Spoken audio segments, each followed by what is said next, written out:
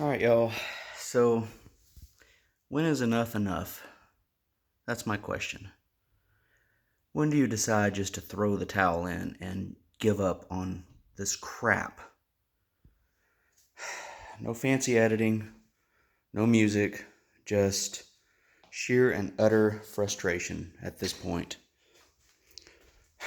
So, I get into this mess here. I decided, hey, let me change out the brake booster, master cylinder, because, they're not really working very well and they're leaking profusely everywhere. So I do all that. Go to change out the flex lines here because they're pretty old and tatty and cracking. And, of course, that's stripped at the hard line. That bleeder is stripped. Cannot bleed the front brake. And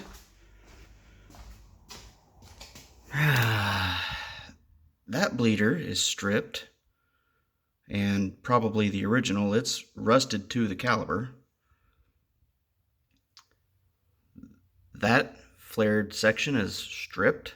The passenger side caliper, the piston's actually stuck to the caliper, so it won't even engage when you hit the pedal, which is probably why this thing was darting off to the right whenever you hit the brakes, because it only had passenger caliper working.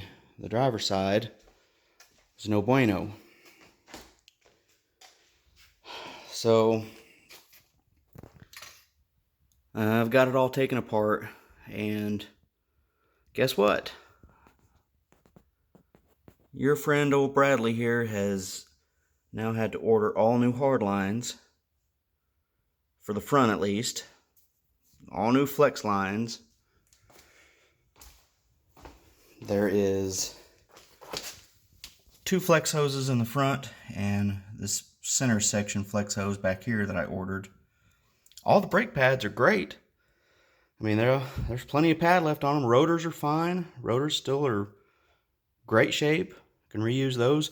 The drum pads are fine. I mean, lots of pad left. Heck, I've driven on worse plenty of times. So those are all good, but I cannot get any of it to bleed. Which means, well, you can't go anywhere, pretty much. So, that's why I ask, when is enough enough? I mean, let's be honest here. If you buy a car, and that car is more than, let's say, older than 30 years old, for instance, don't be a fool and think for 1 second that you're just going to come in here and cherry pick what you want to do and what you don't want to do. Oh no, you're going to touch something and it's going to lead you to replace the entire system on that car or truck or whatever it is you're doing. For example, my water pump was blown out when I bought this car because the thermostat had rusted shut. So it blew the water pump out. No big deal. Change the thermostat, change the water pump. Get all that changed, and what do you think happens? Well, the radiator starts leaking. So, you know what? Let's do the whole cooling system on the car. Okay? Get that taken care of. The interior was in bad shape. Horrible. I mean, you guys have been watching. You've seen the dashboard pictures. So let's change out the dash. And the carpet was pretty matted up, so we'll change out the carpet and the dash. Get into all that, what do I find? I find rusted floorboards, front and back. So I end up changing out the floorboards. Find pieces of rust here, holes everywhere, the trunk. Well, let's tackle that. Let's figure all that out. So I do all that. And now I'm finally getting to where I can put the interior back together again. Of course, now I'm waiting on parts because the COVID virus thing that's going around, and you can't, get anything out of California or nothing like that. They're shut down. So, I mean to tell you. So, so the carburetor's having issues. The Quadrajet that was on here was having issues. What does that lead to? That leads to investigating the fuel system, which then leads to a brand new fuel tank. Show you a picture of that there. New fuel tank. New fuel pump, new carburetor. Fuel system, done. So, leads me back to my last point really is, you know what? Just go ahead and plan on, if you're touching something, do the whole system. Whole system has to be changed. Just plan for it, get it out of the way, because, I mean, it's going to have to happen anyways. So, I'm just frustrated at this point. I'm kind of ranting.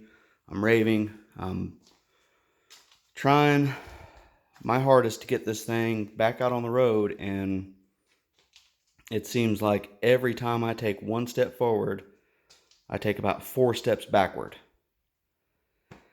So it's kind of getting to me. But we will keep on going. We'll take a deep breath. We'll enhance our calm. And we'll face the challenges as they come. Because you know what? That's what you do. If you don't, then you end up with a car sitting up on jack stands in your garage for the next 5 years. Well, that's not good for anybody. These cars were meant to be on the road. That's what they're intended for. That's what they were built for. So that's why we do what we do, to preserve these things, to get them back out on the road, not to park them in the garage, for Pete's sake. So I got a lot of stuff left to do. I have decided to go ahead and do the body work and get some of the painting done. If all else, if I do a home paint job, I mean, with my skill level, I'll probably have about a 3-foot paint job, which, gosh, man, it looks, that'll look way better than this. This thing is in bad shape, so whatever, that'll be fine for a few years. I still plan on taking the engine out at some point in the next couple years. And when I do, I'll pull the whole subframe and everything and get it all fixed up and painted and looking really nice. But right now, I just want to drive it. I want to enjoy it. The furthest that I've driven this car is up on the trailer when I picked it up from Texas, and then I've driven it 1 lap around my block. After I've adjusted the valves and rebuilt the top end on it, 1 lap around the block. That's all I made it. That's as far as I made it. And then kaput. So, I'm itching here. I'm really itching to get after it, man. I mean, I've spent so much money on this thing, and I'm ready to reap the benefits. So we're close. I'm not going to give up. I'm determined. I'm just very, very frustrated. And the wind has been taken out of my sails for the moment. So this weekend, no car video, sorry. I spent all weekend mowing the yard, washing my other vehicles, vacuuming them out, getting my wife's car nice and clean, getting my car nice and clean, and just doing stuff around the house that I've been neglecting because of this turd bucket. So I have to put this on hold, and it felt good to take a break from it for a minute. Just to breathe and woo-saw everything away. So